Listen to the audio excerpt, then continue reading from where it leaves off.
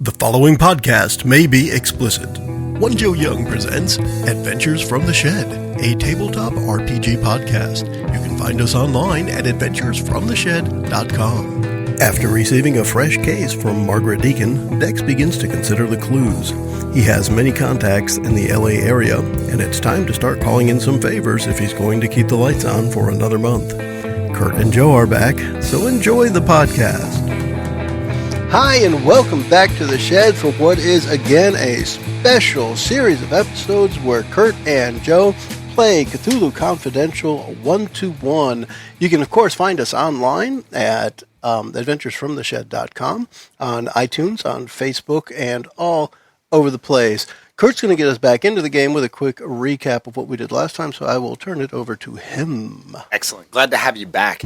As Joe said, we are playing Cthulhu Confidential, which is based on the Gumshoe 1-to-1 system that was created by Robin D. Laws.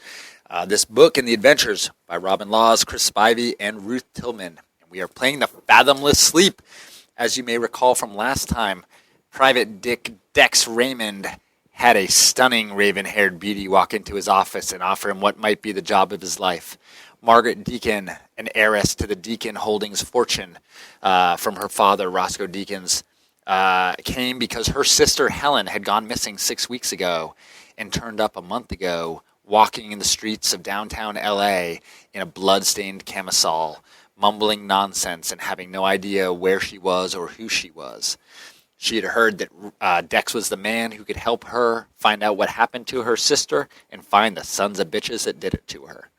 We started off the first scene with the two of them talking, getting to know each other, and getting some background facts that might lead to a path or road that Dex could follow to start investigating his way in this adventure. We learned a number of things, and I'll let Joe recount what he thinks is most important, and then tell us where he wants to go from here. Well, I will take it in character there. After the gorgeous dame left my office, I took a little glance over at the vase. A little sparkle in the light.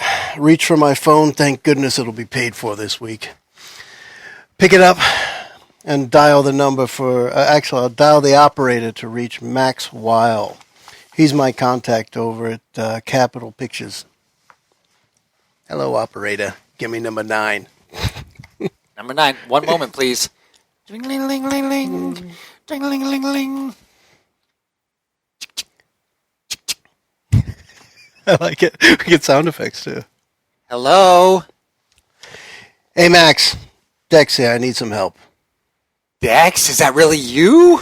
Yes, Max. It's really me. Dex, you dreamboat. What have you been doing? It's been too long, Dex. Too long.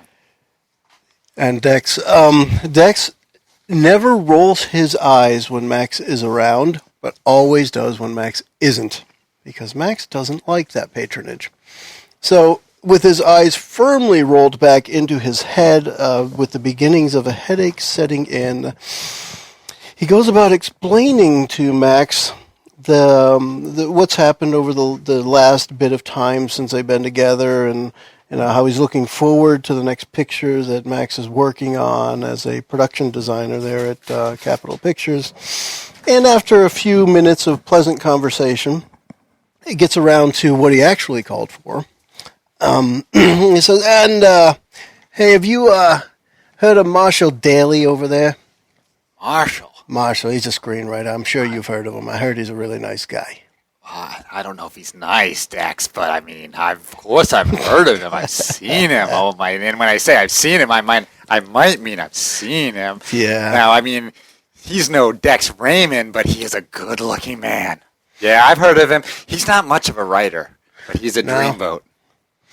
Well, I'm curious if he's been around the lot, the studio, the places that you frequent recently. Has he been around?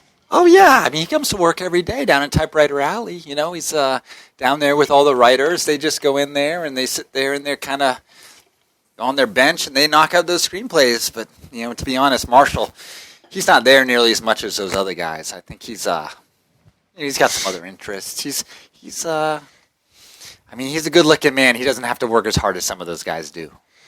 Perhaps you could find out for me what he does when he's not around the office. around Typewriter Alley when he's not clacking them keys down and putting the ink to paper? I could definitely check into it for you. I mean, he's a writer that he makes his living, but my understanding is he sleeps pretty late and he has leisurely meals and he smokes cigarettes and he chases women, and then when he's got I thought that's what all you movie types did, except the chasing women. I understand. Dax, Dax, pussy smells like fish. I don't like that stuff. No, but I like the way that I'd like the way that Marshall smells. Boy, he's dreamy. But yeah, I don't know too much about him beyond that. But Typewriter Alley is, if you're looking for him, you just go down there. That's it's just over on the lot, but it's away from the studios. It's over there on the backside where the writers work. Oh, hey, that's great. Tell me when your next picture's coming around. I'll come check out some of your work, some new costumes or something I'm sure you're working on. You can come around anytime you like, Dax. I'll show you everything there is to see.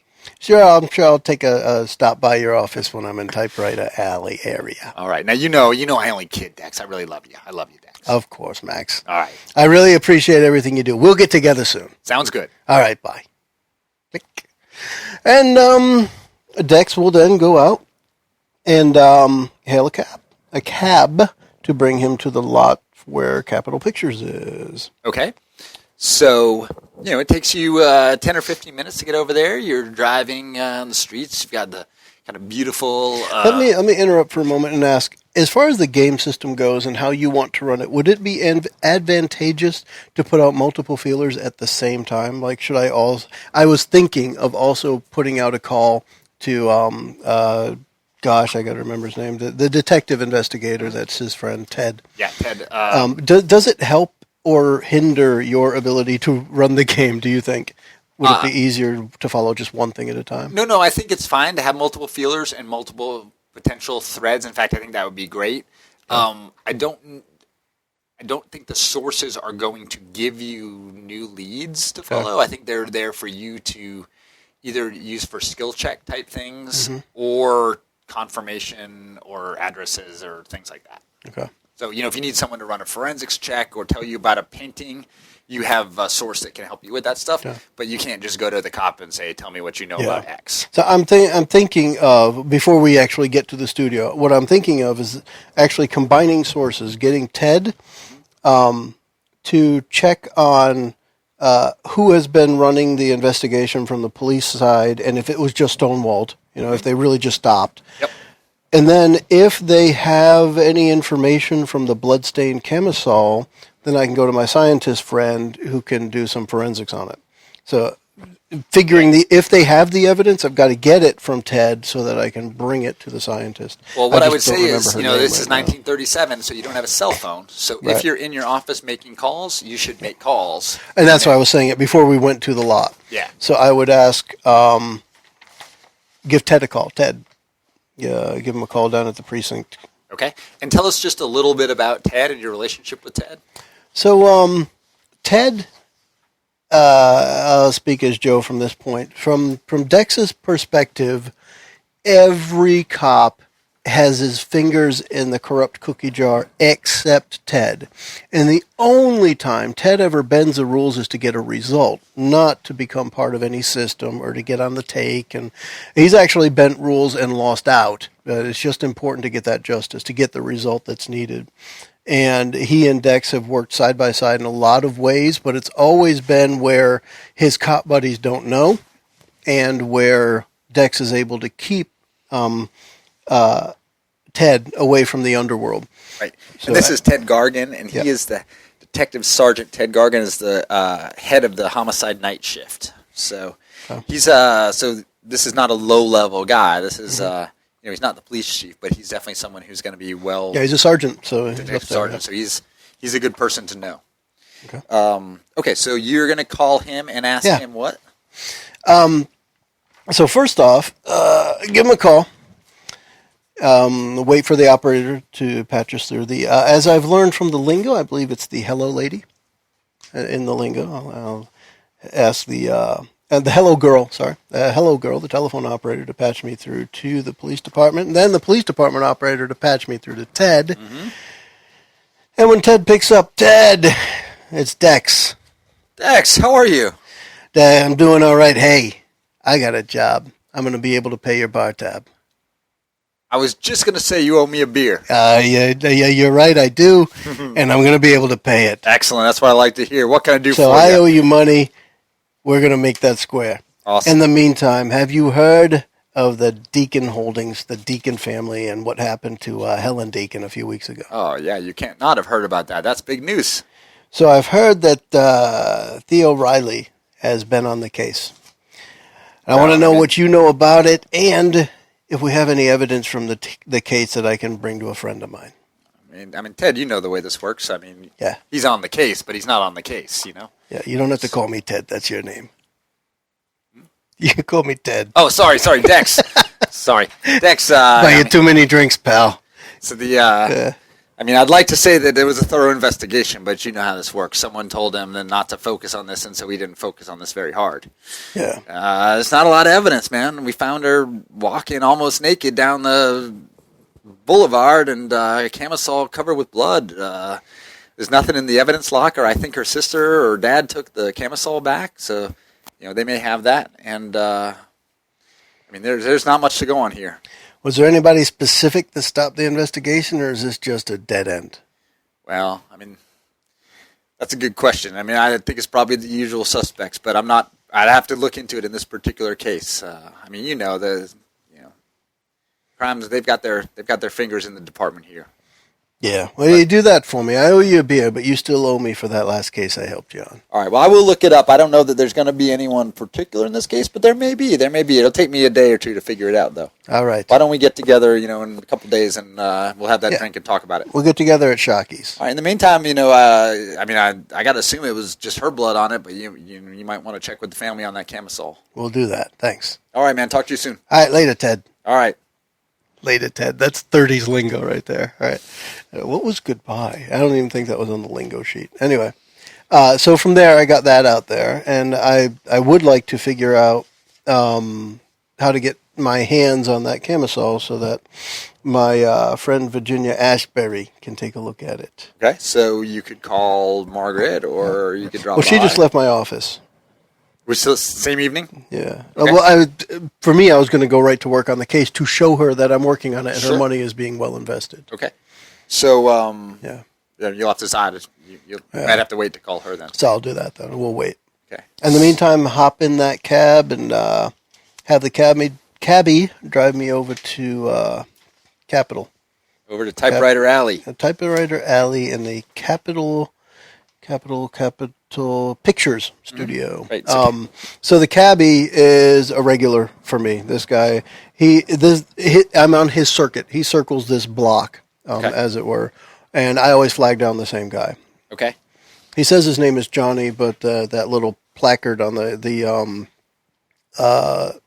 dashboard says William. He calls himself Johnny. I don't know why. Okay. But it's Johnny to you. Well, he calls himself Johnny. All right. So, hey, Mr. Raymond, good to see you. Where are we going today? Hey, Johnny, Capitol Pictures Capitol Studio. Pictures? Yeah. The main lot? Yep.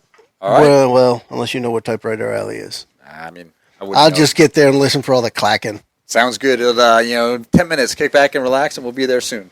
All right. So, cruises down the No, we got to wait 10 minutes. down the avenue. Real time. Yeah. Some beautiful palm trees here, and as you get towards the lot, the houses get bigger, and it's what we would think of now when we think of LA, but in a smaller version, and Yeah. you And in black and white. and in black and white For sure. Everything's here is black and white. So you pull up to the lot, you look out, you see a small guard booth, a sign that says Capitol Pictures, and then a couple of almost warehouse type buildings behind that, which would be the lot. Okay.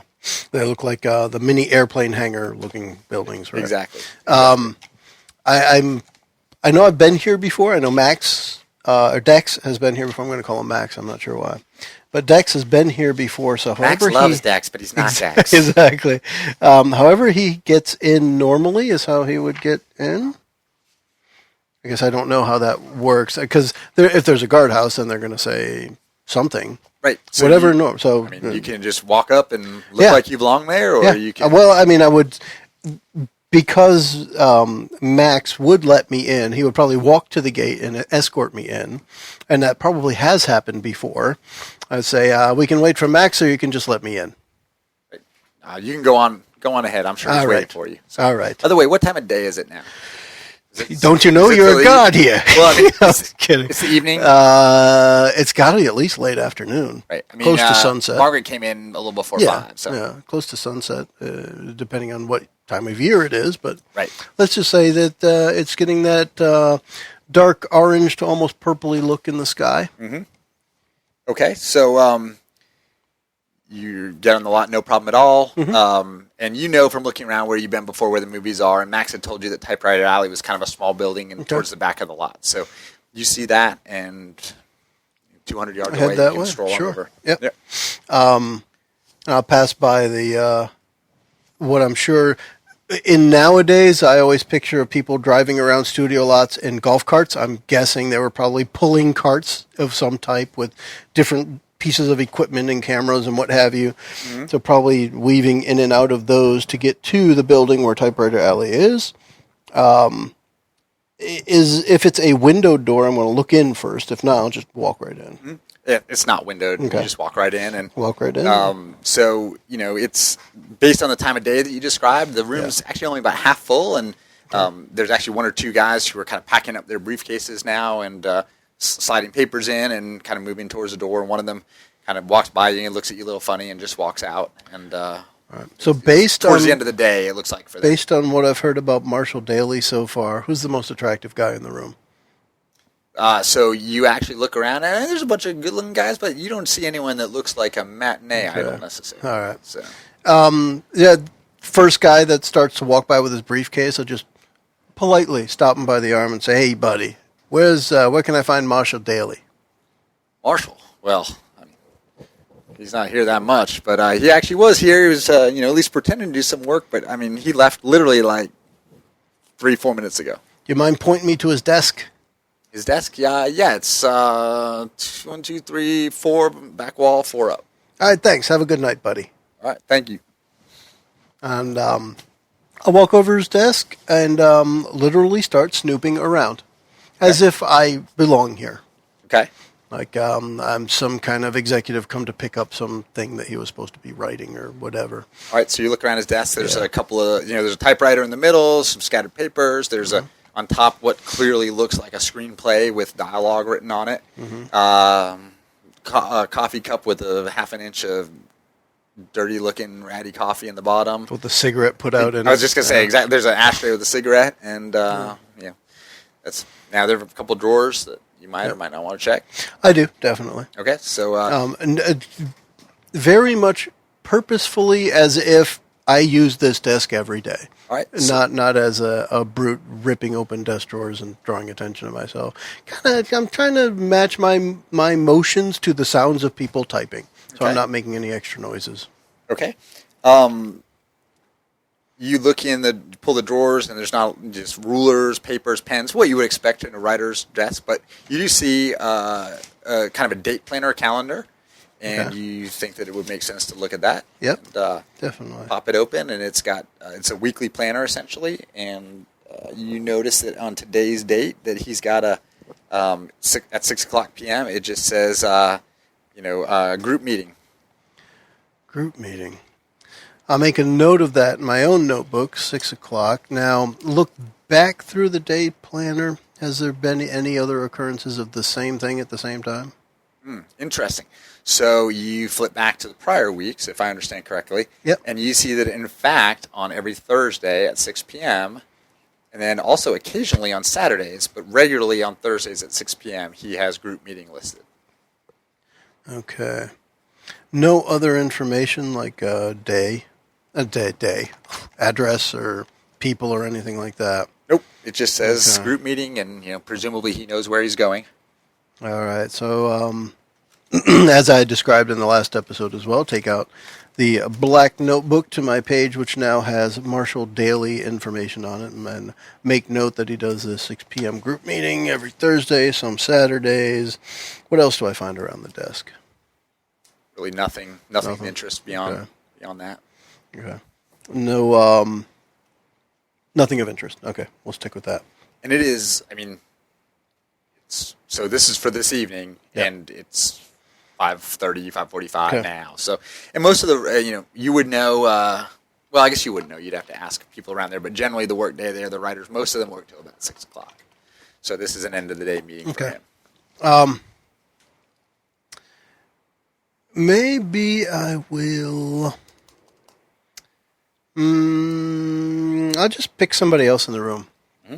Say, hey, you going to that group meeting? What meeting? Forget I mentioned it. Am I Just missing? looking. Nah, missing don't worry, something? buddy. Nah, don't worry. All right. I think I was talking about someone else. Okay, no problem. I was looking for a reaction, and that's the reaction I was looking for. That it's not everybody here that goes to the group meeting, but something special with Marshall. Mm-hmm. All right. Now I've got to figure out where that is. So I guess I will ask around the lot to people which way did he go, and if he just ends up going out the main gate, then which direction from there, and see what I can follow. Okay. I asked Johnny to hang around for a few minutes so Yep. that I could get back in the cab and go where I needed to go. Okay. So did you leave the building, or are you asking inside? Well, presumably everyone inside would say he went out the door, so I don't necessarily need to ask anyone there which way he went. Yeah. There's one guy who's packing up his briefcase, and he's Okay. putting on his hat. He's ready to go for the night, and he's walking out. So it might make sense if you kind of caught up with him. And Well, I'll do that then. Yeah. Okay, so just another writer at the end of the day. He's going out, so you saddle up beside him, and it looks like he's moving out towards go off the lot, presumably to get his car, and you can it might be a good chance to ask him something about Marshall. Sure. Hey, buddy, you work with Marshall, right? I don't know if I'd use the word work. I mean, I work. He comes in. I get that a lot when I talk about Marshall. What's he do? I mean, when he's not at work. I mean, you know anything about the guy? Well, yeah, he's got a good life. He does. I think he sleeps a lot, and he likes the ladies. There's no doubt about that. And I don't know. He's a weird one. He's I don't know. I probably shouldn't say. Nah, that's all right. Don't worry about it. I mean, you say what you like about him here. I go back with him a little bit. I know a couple of guys on the set, on the studio lot as well, but I'm trying to learn a little bit more about Marshall. Anything you're willing to offer would be great. Don't worry. He's not in trouble or anything. You won't be in any trouble. I'll reassure him that everything's okay. I was going to say, what do you have kind of for reassurance? Is that Reassurance. just a general ability? It is an investigative ability. Okay, so, Marshall's a good guy. If you guys are friends, are you part of his group? Are you with him? Well, I'm actually looking to meet up with the group. I'm just trying to figure out where it is. Yeah, well, I think they moved. I'm not exactly sure where he goes, but he's always heading out of here on Thursdays. I guess he's someplace over just off of Sunset, not too far past off of Palm. I'm not sure what he does, but he is always heading there on Thursdays because he never comes out for a cocktail with me. All right. So he's with you some other nights then. Just Thursdays he kind of skips out. Yeah, we have a drink more often than not. So something to do after work, Well, I appreciate your time. You have a good night. I'll get you around sometime. Sounds good. And as he walks off, you turn to go back towards Johnny in the cab, and you actually at that moment you see a very handsome man talking to what looks like maybe a secretary off by the car, right out just short of the guard's gate, and it looks like he's getting ready to leave, and he seems to be kind of flirting or making eyes with her, and obviously says something charming. She laughs, perhaps more laugh than is appropriate for the circumstance. And of course. Yeah, he puts his hand on her waist and must be saying something like, I'll see you soon. But he gets in his car and he pulls out and turns right out of the lot. I will make my way to the guard shack as he's getting ready to get in his car and just confirm with the guard that that's Marshall. That's Marshall, right? Mr. Daly? It is. That is Mr. All right, Daly. thanks, buddy. Quickly run over to the cab, jump in. I'll probably startle Johnny a little because he's never paying attention to people jumping in his cab. Johnny, follow that car there, buddy. Okay. I'm going to have you make a quick check, which is just you either make it or you don't, with a difficulty 4. This is a shadowing quick test. All right. Oh, I get 2 dice. All right, so here's my first one. My first die is a 1. Yeah, I think I'll roll the second one. That probably makes a little sense. I'm going to roll this ugly green and black one here. And I'll roll another 1. Oh, God. I think I'm out. Nope. So mic drop. All right, so you fail the quick test. So I get a 2. But here, I could push him, couldn't I? I could push the cab driver. No, push is for investigative abilities. It's not gonna help you're doing on a general like this. ability. You're right. I'm sorry. Yeah. It's fine. Hey, look, you're rules. Look at me, Nice. prepared. I like it. So you're actually still going to be able to follow Marshall. You're not going to lose him. But as a result of that roll, at some point while I keep Johnny's seeing him looking back. That's exactly right. So you're rolling, and at one point, Johnny. So now I assume you told Johnny to follow him. He bumps him.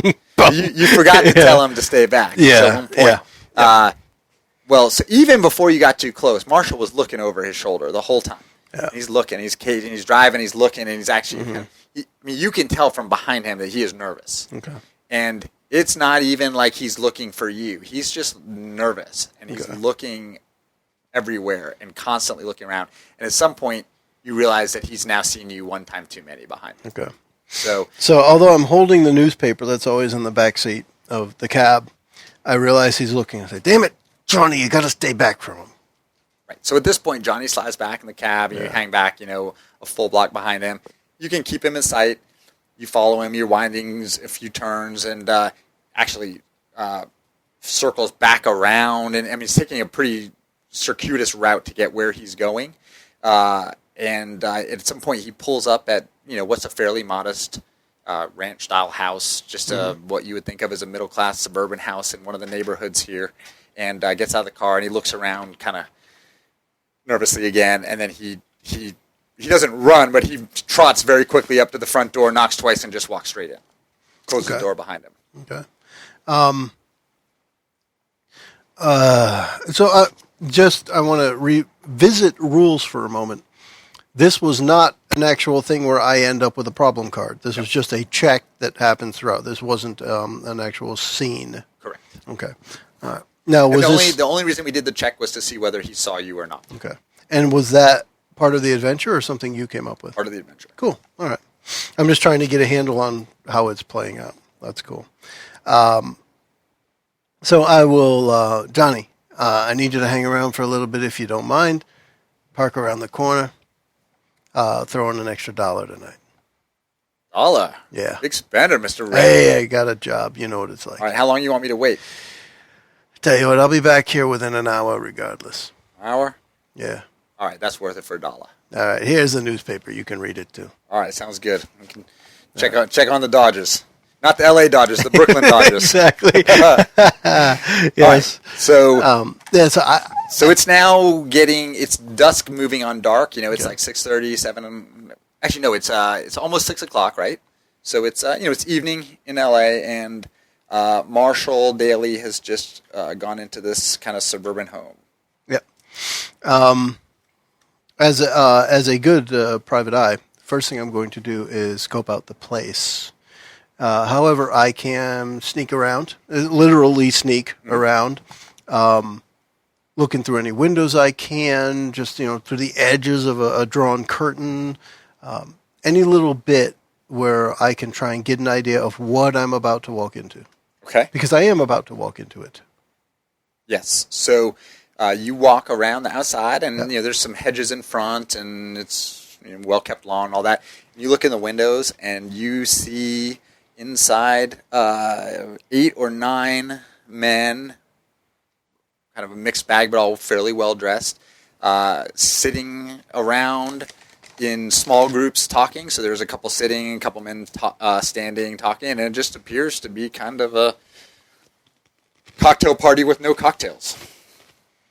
All right. Other than that, inside, is there anything out of the ordinary for this neighborhood and this style of house? Mm-hmm. Are there things that are unexpected, like things above the income range of somebody who should live here? Not the income range, but this particular house has a lot of bookshelves. You notice when you look in, there's a lot of books and texts along the walls, more than you might expect to see, just leading you to think that perhaps an intellectual or a professor or someone relatively intelligent lives there. All right. Because stupid people don't do books.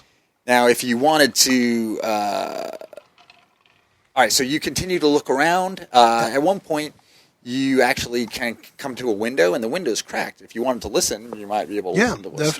Definitely. Okay, so... Cock my fedora off to the side and stick my ear right up to the window and hold my breath for a moment, listening for what's going on inside. Okay, so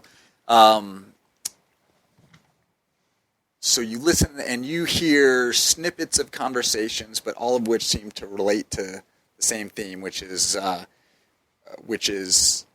Hitler and Nazism and fascism, and the need to combat that. And what you realize after 2 or 3 minutes of listening, that what you've got is a bunch of writers who are working for. You hear people saying things like, we've got to be subtle about this. We can't have Hitler stealing children from a baby here, but we've got to get this message out to the people that this isn't what's going to happen. We've got to, if we're going to support the cause, we can't have these Germans and these fascists taking over. Oh, so they are actually anti-fascist. Right. So if they sound like it. So at first you hear that, and then if you continue to listen, you'll start to hear them actually talking about Marx and the Communist Manifesto, and so not Groucho. not Groucho. Okay. And then you realize that what this appears to be is a group of communists who are meeting and talking about how to support their agenda of having socialism and communism rise in America, and that in order for that to work, they've got to make sure that these fascists don't come to power. And that's obviously some struggle that they're dealing with, and through the movies and media and entertainment, that's how they're trying to push their agenda forward. And this would explain, because of your kind of streetwise abilities and what you got, that like the Red Scare and the communist threat is something that is very real, and that it's something that LAPD is very focused on stamping out, which might explain why the person you were tailing was looking so nervous. And from Dex's perspective, neither communism nor fascism has really affected him directly yet, so he's kind of neutral towards either. Right. It's one of those, let's see which is the worst. And I'm sure in a few years he's actually going to find out, but right now he doesn't know. And so hearing both of those things has kind of set him to just curious. He wants to know what's going on. Mm-hmm. He's going to try and crash the party. It's time for, and just in a nonchalant way. Okay. I'm thinking of it as trying to look, I don't know. I'm thinking of a combination between bargain and streetwise. The idea of he knows how to handle himself in a group of other people, even though he doesn't hang around a lot of people. When he does, he knows exactly how to fit in. And then if for some reason he feels out of place, he ought to be able to bargain with people. So the idea being, I'm going to use the same motions that he saw Marshall use to get in. So he's just going to go up to the door, knock twice, open, and walk in. Okay. All right, so you do exactly that. You walk up to the door, you knock, and you just Were walk any in. of them wearing hats? Not in the house. Okay, so he'll take his hat off as soon as he enters the house. Okay. So he walks in the house. Try to fit in. And everything kind of stops. Okay. And, it's obviously the meeting has started and that someone late is coming in. And, almost immediately, Marshall is up in your face and says, this is, what are you're with these scum that are following me. What are you doing? And he actually cocks back his fist to take a swing at you. Or to do something like that. And so I need you to roll a sense trouble check. Oh, I think there is trouble here. Do I really need to sense it? I have 2 dice for this, so I'll start with the first one. And I'll tell you the advance is a 6 or better. Okay. And the hold is a 3 to 5. Let's see what I get on my first roll. A 2. So Okay. I need to go again. I need to roll my second die here. And I will get a 6. So I got an 8. You got an 8. All right. So what I'm looking at doing, and if it doesn't fit the narrative, of course, change it. But just put a hand up without backing off, and just say, "Hold on, buddy. We need to talk." Okay, that's great. So that's a perfect way to describe that. If you'd been more aggressive, you could have put him in a headlock or something like that. But there's no need for that. You set aside. You kind of show enough of force, but also reassuring. There's You tell him always there's time no for need. intimidation later. Exactly. So there's no need for that. And by the way, the reason, just as an aside, that he took that swing at you is because he saw you. Yeah. So if you had passed the quick test, you might have been able to walk in and just smooth talk him. But because he saw you follow him, there's no way he's not taking a poke at you. Okay. So, but because you did so well, you get an advance there, and you actually earn an edge number Oh, 2, snap. which is called quick reactions. I'm going to give you the card for edge number 2. Spend for an extra die on any athletics, driving, or fighting test. Okay? Now, those who have been paying attention will know, based on the things that I've rolled so far, 1 extra die could be a huge benefit. Right. On the last one where I failed, I'd rolled 2 1s. If I really wanted to succeed, I could have used an extra die. I know it doesn't fit exactly, but in that scenario, if I could have used an extra die, I could have added up to 6 more to my roll and probably not had the setback. Right. And now I probably will not remember what problems and edges you have, so Okay. if you can try to keep track of that, and hopefully you'll have an opportunity to use it. So, all right, so you actually, whether it's reassurance or bargaining or however, it doesn't matter. You have a presence that sues Marshall, and you... I'm going to say it's bargaining, Okay. just from the perspective that I want to make sure he understands that I have something to offer here as well. It's not just that I need information from him, but maybe I have something for him as well. Okay, so are you going to try to take him aside, or are you going to sit in the meeting, or what are you going to do? Actually, that's a good question. I will ask him directly. You have a few minutes to talk, or do we want to wait till after the meeting's done? I'm going to be accommodating. Well, why don't we go outside? We can Although chat for a minute. accommodation is an investigative ability. Why don't we go outside? We can chat for a minute. So All right, that's good. I appreciate you not giving me a black eye.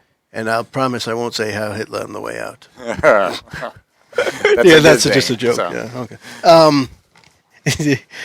How come no one here is wearing red? All right, so we step up. Okay, so so what you know about him to date is just that he has some connection to Helen based on what Margaret told you, and Yep, that's really it. So Joe will look at his notes, although Dex is better than that. And I'll just say, look, Marshall, I just want to get right to the point here. We need to talk a little bit about the Deacons. What can you tell me? about the Deacons. Yeah. You were seeing Helen for a bit? Yeah, I mean Helen's a great girl. She's a good time girl. You know, she's fun. She is. Have you seen her recently? You know, she went missing like 6 weeks ago. I haven't seen her since then. Right. What about 5 weeks ago or so when you were looking for her? What were you looking for at that time? Yeah, well, The 1930s equivalent of a booty call? no, I mean she's a good girl. I wasn't just using her. I like Helen. She's a really good girl. But she went missing and she was gone for a week. So, you know, I went around to the manor to see her, even though that place gives me the willies. And you know, her battle axe of sister there. You know, she looks like a cute kitten, but she's a battle axe, and Yeah. she didn't really want anything to do with me. She didn't give me the time of day. Told me Helen was missing, and for me to get out of there. I really think she's just being protective of a sister. Nothing against you. I'm sure all the guys who came around got the same treatment. Well, I mean, she definitely seemed worried, but she wasn't going to talk to me about it. So I need to know any information you have about this. I know you probably don't want to get involved, but you little group. Well, I'd here- like them to find her. I mean, Yeah. you know, 6 weeks is a long time for someone to be missing. So what else can you offer here before, you know, your group here probably wouldn't take too kindly to the cops showing up, and not that I think they're showing up, but you never know what could happen. That would be intimidation, I think. That would be intimidation. So, Since he was about to punch me, I smoothed out the situation. I'm turning the tables, and I want to let him know I'm in control. yeah. So, I mean, are you threatening me, Mr. Raymond? I wouldn't threaten you. I'm not a cop. I know nothing about that. Well, you know but- all the cops are on the take. The problem is, who knows when they're going to pay them off and come looking for you guys. These are good people here. These are people that want the best for our country. These are people who believe that the capitalist system and the corporate powers are keeping us down. The proletariat, the people who should have power, have nothing because these wretched capitalist scum keep just putting their boots on our necks. And now they're working with Hitler and Goebbels and Germany, and the country's on the wrong path. Like, if you've turned us into the cops, you're going to be suppressing the best element of society. Hey, let's get clear here. I wouldn't turn anyone into the cops. The problem is the cops have a way of finding things out. I could probably help you there. I got a contact or two that might keep them away from here. I can't guarantee that, though, unless you can help me out with my case. Well, that would be meaningful. That would be incredibly helpful. That's something we would value, and I would value personally. Yeah. So perhaps we can strike a bargain here. You give me a little information. Maybe I can make it so it takes the cops a few days longer to find you. And that would be great, but that's not even necessary because I want to find Helen. I mean, is she alive? Is she dead? Where is she? Like, if I can help find her, that would be something that would make me feel good. Well, I was under the impression that her sister told you that she was at her house, but you haven't been there to see her since. At her house? I think I'm probably making that up right now. I'll stick with it anyway. She's at her home right now. How come you haven't gone back? It's been 5 weeks since you showed up. You can't care about the girl too much to let more than a month go by to even say hi. Well, I do. Mari was pretty clear she didn't want me there, and you know what? I'm pretty pissed at her that she hasn't told me that they found Helen. What the hell's wrong with her? I don't think she's reaching out to you anytime soon, Marshall. Well, I mean, I'm very shocked by that news. I mean, that's wonderful. I got to go see her. But she can't be the only one that you've been with. I mean, that secretary on the way out of the lot. Well, that little Pat. Yeah, but there, Helen's special. She's a special girl. Yeah, she's definitely special now. You know, she showed up covered in blood. In blood? Yeah. I'm trying. I don't know anything about gauge this. his reaction from. I don't know. I didn't even know she showed up. How would I know she showed up covered in blood? Does it seem like he's being truthful about that? This is a surprise to him. Yep. Okay. All right. Well, Marshall, I'll let you and your comrades get back to your meeting, and if I need any more information, I might call on you again. Unless there's something that you're going to tell me before I walk away from you. I mean, I can't believe she's back, but I mean, we got to find out. You got to find out who did this to her. That's my job, buddy. We call everyone buddy, just so you know. I mean, I'm trying to think of what could help you. It's, any information about what she was doing before she disappeared. That's exactly the thing that could help me. Well, Helen, she's a funny girl. She was a good time girl, but she had some funny quirks, and most of the good time ones do. She tried to get me to attend a meeting with her one time. This group called the Order of the Argent Light. So they weren't communist enough for you? They weren't communists as far as I know. All right. I'm not sure I appreciate your tone with respect to the party, but I'm gonna give you the benefit of the doubt. But this Argent Light, Order of the Argent Light, it's run by some woman, Clara Nebel, and At this point, Dex does take out his book to write this down. Yeah. And to be honest, I laughed at her so hard that she never brought it up to me again.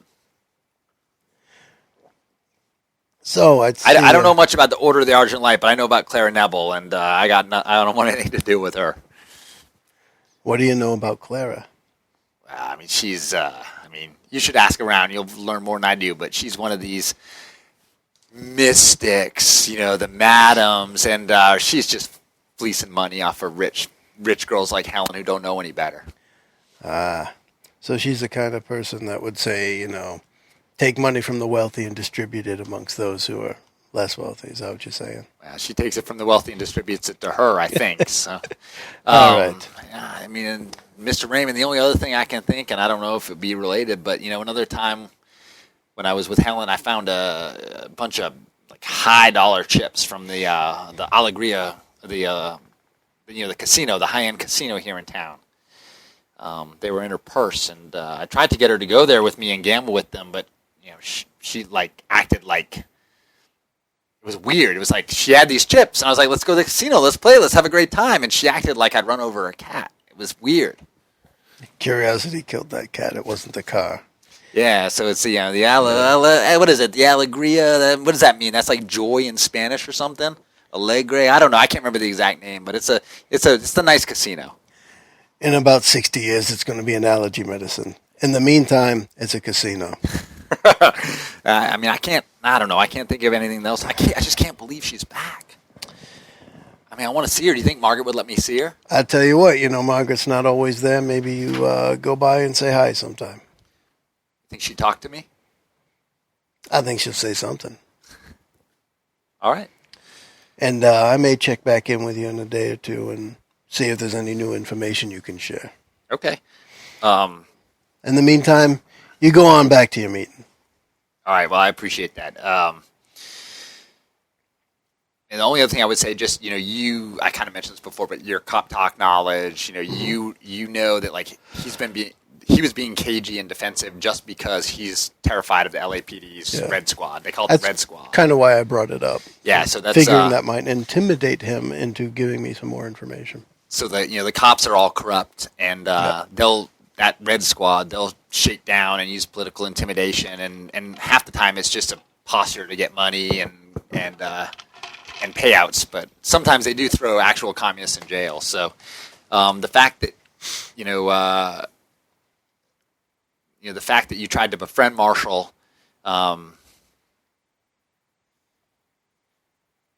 means something. Yeah, I'm just looking here. So the fact that you played it the way you did, and I would say you basically befriended him, got him on your side, and he wants to help. I would say based on the way we just played it. So that the game tells me that I should give you edge 3. Hey, that Marshall works. offers aid. So at the end of this scene, Marshall Daly has agreed to help you, even if it's dangerous, if it means getting back whoever hurt Helen. So I definitely would then think that Dex leaves this scene convinced that Marshall cares for Helen. Which I think, based on your kind of assess honesty, would be true. Yeah. All right. Okay. That's cool. Marshall offers aid. Okay. So now, just as a quick recap, I have 2 edges. I have that one, plus the quick reactions that I just got. That gives me an extra die on athletics, driving, or fighting. And in the meantime, I continue with my continuity problem, which is problem number 3, and being broke. But you don't have any additional problems, which is good. Nothing yet. Yeah, which is good. Yeah. So I'm looking for every opportunity to make money because I am behind on my bills. Right. So at this point, you leave the party. Yep. You get Johnny, hop into the cab. Probably only been about a half an hour. He's still waiting for me. Yeah, I mean, probably not even that long, but he's still waiting. Where are you heading from here? Gosh, from here, even though it's a little late, I'm going to go by the Deacon Manor and see if I can get that chemisol so I can get some forensics done to it. Okay. I think that's a great idea. So I may even stop by and listen to some of Helen's ramblings now that I've heard this Argent Light thing a couple of times. Maybe I can hear it firsthand from her. Okay. So you hop in the cab with Johnny and say, "Hey, Mr. Raymond, we ready to go?" Yeah, you know where the Deacon Man is? I do. Yeah, that's uptown. Let's head there. I don't know if they let our kind up there. Don't worry. You can drop me off a block away if you're worried. Mr. Raymond, that's a nice spot. It is. Let's make haste. All right, so he presses the gas nice and easy, pulls away in the big land yacht of a land yacht back in 1937 style, and cruises. And where you can feel every bump on the road. That's right. So you hit a red light, you stop for a minute, keep going, hit another red light. Somewhere 2 or 3 lights in, you get the sense that maybe you should roll a sense trouble roll. I like that. You get the sense that now sense trouble. I have 2 dice. All right, advance 5. So I'm going to start with this one. Hold is 4 or less. Oh, I got a 4 to start. All right, now let's review the rules. Okay. I've got the hold, but if I roll another die, I can hit advance, which means I could get an edge. That's correct? You might get an edge, you might get a bonus, or you may just get a different role play result. You know what? We're going to stick with that. I'm going to stick with the hold this time and see what happens, right? Because hold was 4, right? Yeah. Just so for role-play purposes? Yeah, I want to see what happens, yeah. Okay. Instead of excelling at what I'm about to do, I'd rather just see what happens. Okay. Because I'm not going to, I would say, air quotes, fail this. Correct. I'm just not necessarily going to get some super duper advantage. Okay, so you got a sense that maybe something was a little off, but you look around, you look behind you, you don't see anything, you keep driving. So, going along, half mile, a few more lights, take a right, take a left. You sense again, like, you get a sense maybe someone's following you. So let's roll another sense. No. All right. I am going to pick a different die to start with this time. This one, you got a 4 again. Is it the same roll? Same roll. All right, then I'm going to add the ugly green one to it and come up with a 7, a 4, and a 3. All right. So at this point, it took you a little while. You sensed it before, and now you've confirmed that you are being tailed. Okay. And you see, half a block back, kind of a dark maroon land yacht, fairly sporty car behind you, with a middle-aged gentleman behind the wheel. He's got a cigarette, but he's clearly focused ahead, and you know he's following you. Is it a car that I recognize from the area of the commie hideout? It's not one you've ever noticed in particular before. Okay. So, do you? I think I'm all right with it. I think I'm still going there regardless. Okay. It shouldn't draw any attention that I'm going to the client's house, so I'm going to do it. Okay. So in that case, you continue towards Deacon Manor. And while I just flip around a little bit, why don't you tell me what the drive looks like? Oh, well, I guess from what you had described, we're going from, we started at the movie lot. We're going to a neighborhood that had ranch houses in it. Probably driving, the streets are going to get smoother. The sun has set. It's getting dark. A few stars are coming out. And back in the 30s, I bet you could see stars a lot better, even in L.A. And so it's probably nice moonlit night. Driving up and down a few streets. Notice the car behind me. Strike up a little conversation with Johnny. Make sure he doesn't notice, because I don't want Johnny to be alarmed that we're being followed. Mm-hmm. He's kind of skittish. And I think get to the point of, I know that car's back there, but I don't want that person to know that I know they're following me. And I'm just going to proceed about the drive. As we come up, the houses, I presume the houses are just getting farther and farther apart as each of the more expensive houses owns more land along with it. And it's probably like a 1/10 of a mile drive from the road up to the house itself, around maybe a little horseshoe or something as we approach. And are you ready? Okay. So we approach the manor. Okay. So I want Johnny to let me out right where a gate's going to open to let me in. Okay. And so you arrive at Deacon Manor.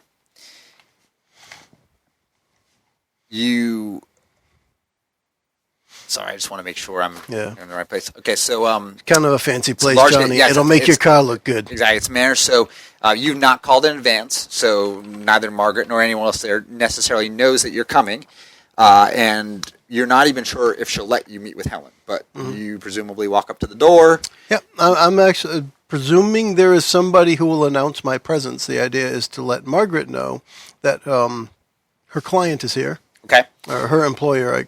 What the heck? I got this backwards. She's my client. Anyway, the person she has hired to help out is here. Right. So the house, this is a large 3-story kind of neoclassical structure in Beverly Hills. Mm-hmm. So for the time, it's not a mansion, but this is a large manor. Yeah. When you go to the door, literally a butler, opens it, and he greets you kind of stiffly and asks you to wait while he summons Margaret, which is presumably what you directed. Yes. He's not going to really talk to you at all. Nope. He's going to Hey, Jews, get Margaret. Right. So Margaret comes down, and she's a little surprised to see you. She's still dressed just as she was before, but she says, Mr. Raymond, Dex, yes. Is something wrong? Not just here to see if I can gather some information. Assure you I'm on the case. Things are progressing just fine. Already? Is there any way that we can get that garment that your sister was wearing when she was found? The garment? Yes. I've got some contacts I can try and help figure out where it may have been. Yeah, if that's all you want, that's no problem at all. I can get that. Let me just let me ask Wheatcroft to get it for you. Wheatcroft, would you mind Helen's camisole? I think we haven't laundered it for obvious reasons, but would you get that for Mr. Raymond here? It's back in one of the laundry rooms. Would it be possible to see Helen? I don't know about that. I don't think it could help. Curious with some of the things you've told me. Maybe if I heard her talking, it might give me some clues as to what's going on. Well, Dex, I want to help you, and If you think it'll really help, I think I won't disturb her at all. I won't even ask her anything. I'll just listen to what she has to say. Well, I guess one time. Sure. But all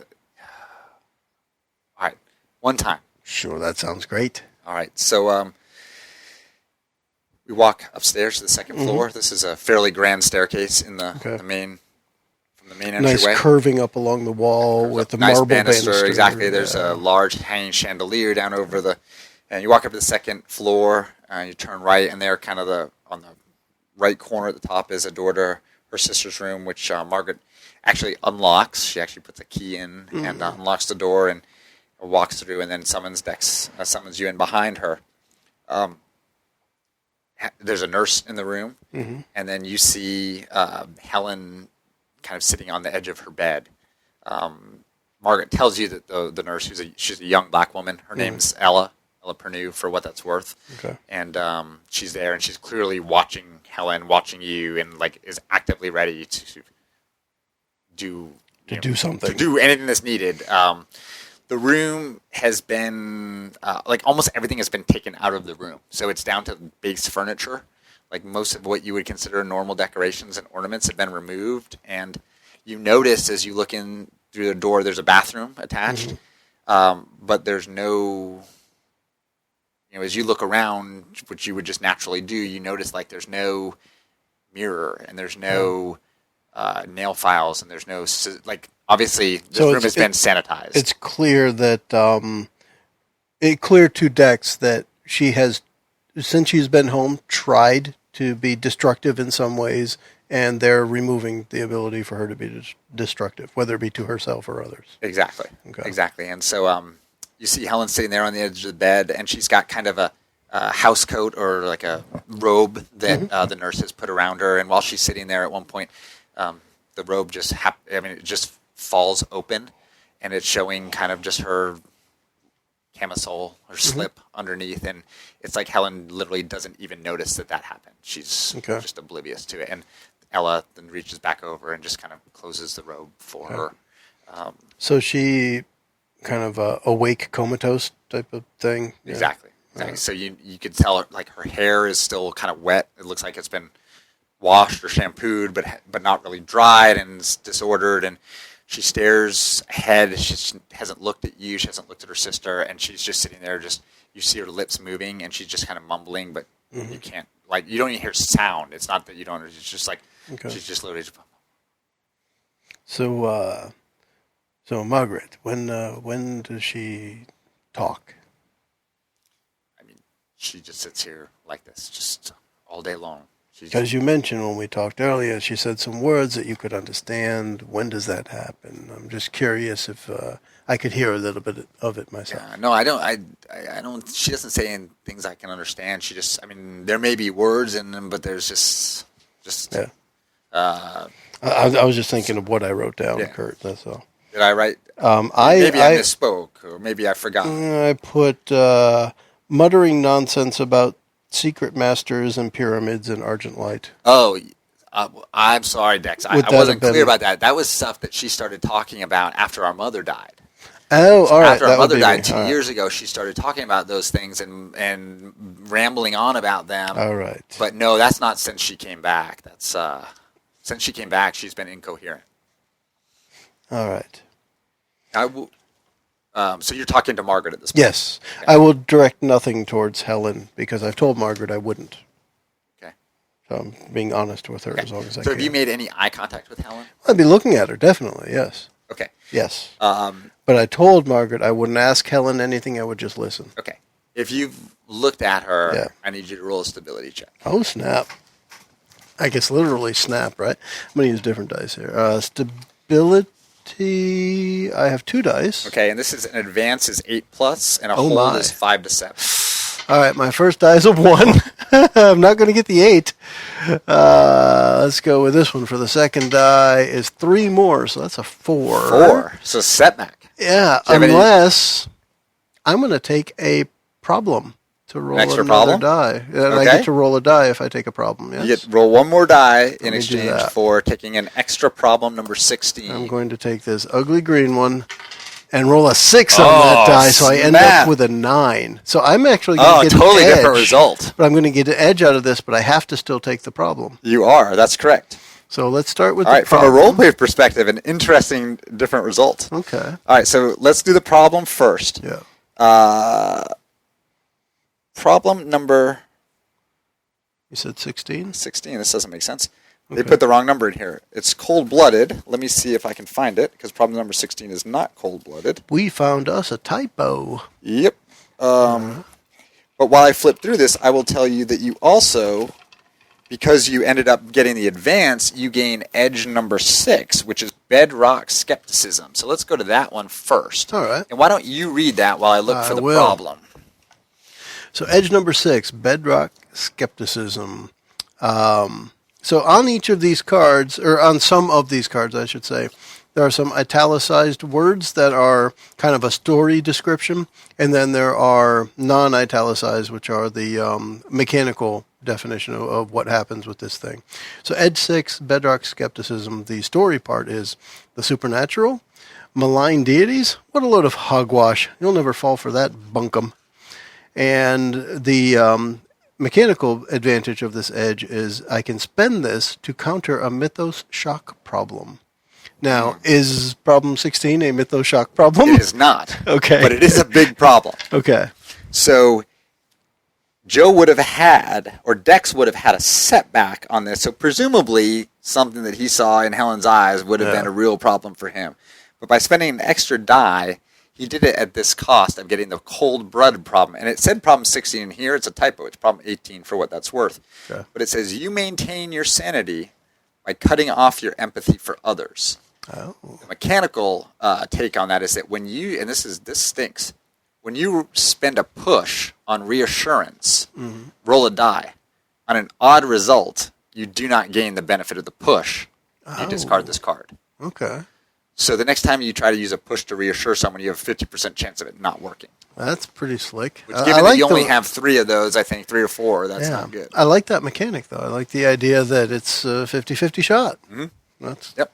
nice. All right. All right. So you look at her and you get a sense that something that you just skirted. You just skirted something bad, and I need you to now immediately roll another. But if I go with the bedrock skepticism, there could have been something bad, but nah, there ain't nothing bad there. Exactly. Yeah. So I need you to make a second test, and this one's going to be a cool test. I have 1 die on cool. So because it just helped me last time, I'm going to use this ugly green die again, and I'm going to roll a 5. That's not bad. It's an advanced plus. So nice. Yeah, this was a cool test for your reaction to Helen.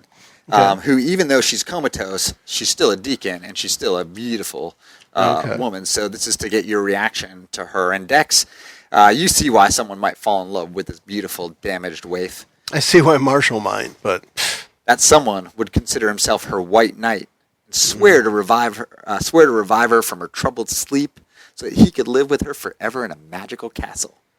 Fortunately, you're not that kind of someone. That's right. Gain edge 1, self-possessed.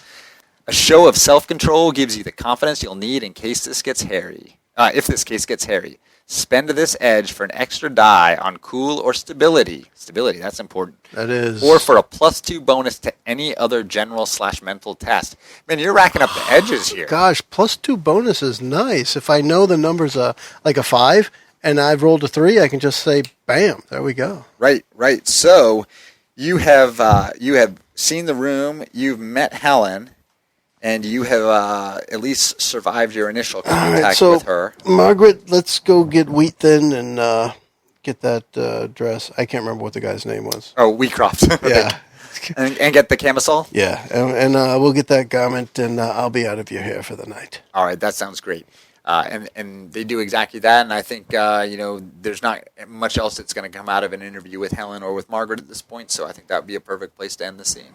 I think it is. I know what Dex's next step is going to be, is going to go check in with his source, Virginia Ashbury, the scientist, who's more than happy to work with Dex and figure out if there's any forensic information that can be gotten from this garment. Excellent. So the only thing I might suggest there, even though it's not really my job, but She'll be able It to is test the now. blood, but Yeah. what will she compare it to? So you might need to ask Margaret or someone to get a Oh, I'll sample. bleed on it too. See if it was me. It could have been me the whole time. May need some records to figure out what. I'll ask Wheat then for a blood sample because I already said the butler did it.